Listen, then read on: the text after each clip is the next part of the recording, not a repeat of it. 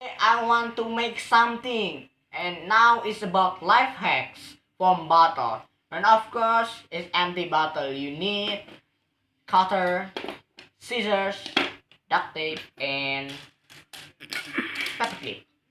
And don't forget, you will know what I'm gonna make, and that's the spirit, okay?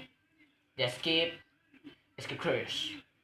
First, you cut the bottle to half. Okay, now it's like this, turn into half, and you will do it like this. Put it like this. Woo. Like this to the bottom of it. Until you fill the bottom. Then duct tape it with duct tape.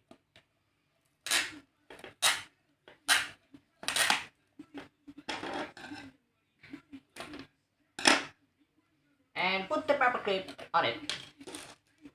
As many as what you want, but it's all up to you, viewers. As many what you want. And tada!